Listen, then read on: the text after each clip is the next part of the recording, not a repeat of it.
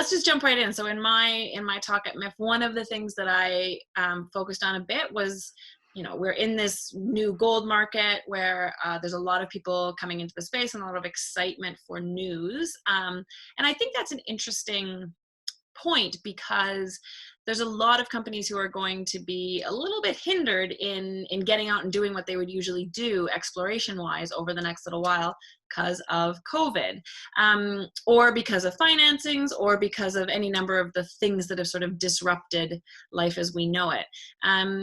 But ValOre is pretty well positioned. Obviously, you're not going to take risks, but you're pretty well positioned to get out there. And importantly, part of that is that you've spent so much time now getting your targets ready. So the story as a whole is sort of ready to jump into the exploration mode that people are keen for right now. Yeah, and it wasn't necessarily, it was just targeting for us for the Pedra Branca project. It was targeting within the context of having the least amount of impact on vegetation. So what they call in Brazil vegetation suppression. So we just wanted to be a very clean, clear path to drilling these targets without having to put new roads in or take down trees, you know, using existing drill pads or farmers' fields or existing roads, basically. So within that context, that would not only give us that permitting security and surety, but also eliminate things that aren't productive, like having to build new roads, which take time and cost money. So that was sort of the big delay that we had to date. And then finally, when we almost had it all together, then the world was awash in news of coronavirus. But we did, we were able to have board meeting and get everything approved by the board.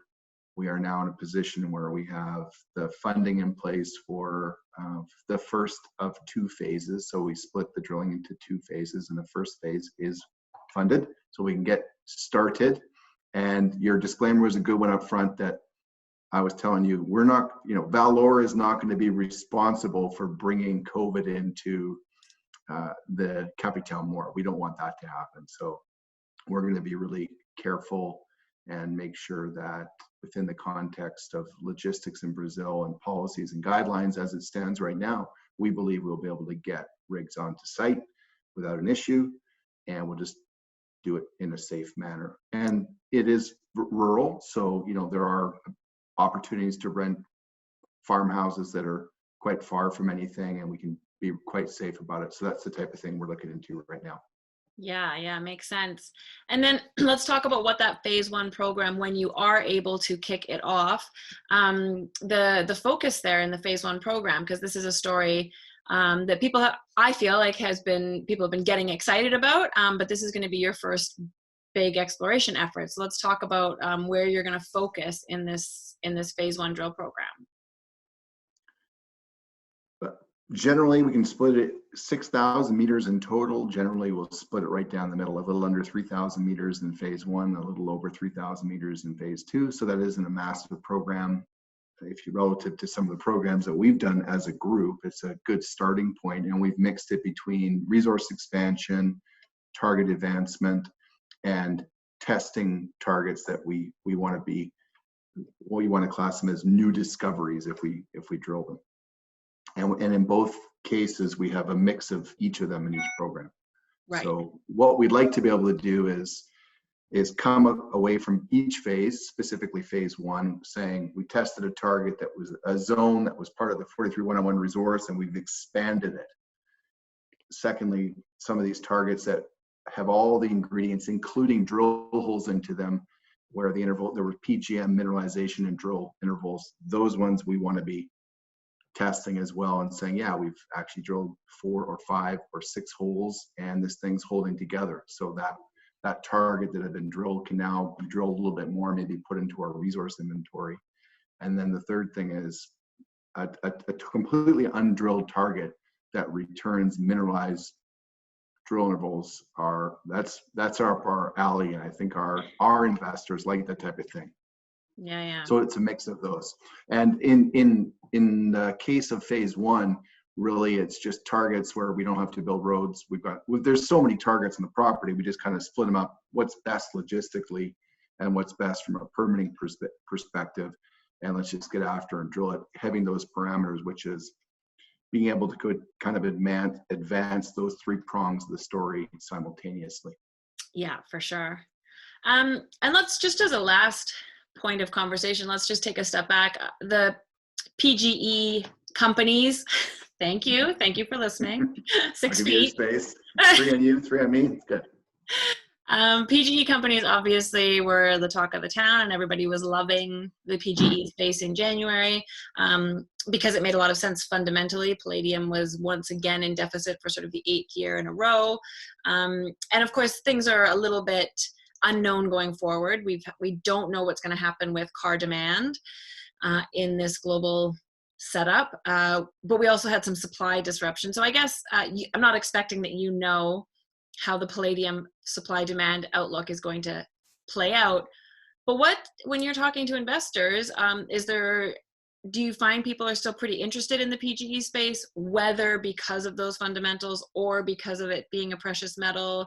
How are those? I mean, you're exposed to the gold side through your other companies and then PGE through ValOre. Yeah, what can you tell us about sort of the PGE investor landscape right now? Totally unknown on the car demand side, on the auto. Like, I really don't know what will happen, particularly with the US manufacturers of cars. One thing that is kind of dark and shrouded in mystery is what will happen in China in terms of their auto sector getting back on its feet. And perhaps it already is. Maybe there will be delays. There was a lot of growth coming from that market anyways because of environmental strict guidelines becoming stricter, so they were kind of loading more of their cars with palladium, specifically for the catalytic converters. So completely unknown on the demand, and we'll see that will play out with the fullness of time. But I think actually places like China will reemerge faster than North America in terms of their production, and those were really good markets for palladium. On the supply side, certainly they're going to be moving back into production, particularly in places like South Africa, as soon as they can. And they had shut things down, and a big part of the world's PGM production, platinum and palladium, comes from South Africa. So an interruption or a cessation of mining in places like that drastically affects supply. So that has happened, and that will probably work itself out where they're going to be producing again. And I think that the point that I'm trying to get my head around is if you need palladium for your car manufacturing, or if you're somehow looking to buy it, you have to look forward a few years and say, when that demand returns, considering that palladium was in deficit, are you going to give up on the space? Or are you going to make sure that the pricing environment is good enough for those producers and you want to be in their favor? So in a roundabout way, I'd say that the buyers will have to support the miners as production comes back on to remain in their good graces going forward. That's my opinion, because of the palladium shortage. So they're going to have to be good friends. And that means the pricing has to be fair.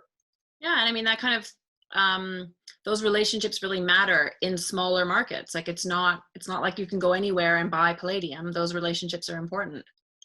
Right, and it was in deficit for many, many years. So like if that demand comes back again, and you were seen as a person who wasn't supportive of the producers of the metal, you may be excluded from the Christmas party where they hand out the palladium sales offers. So I'm overgeneralizing, but I think it is a very niche market, and so they've got to work together and support each other.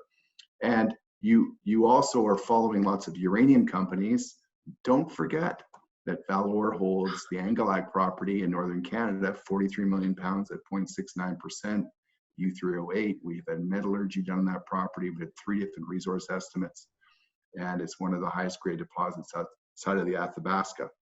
Not that we're going to be doing any work on it this year due to COVID and other issues, but that is an asset that the company holds.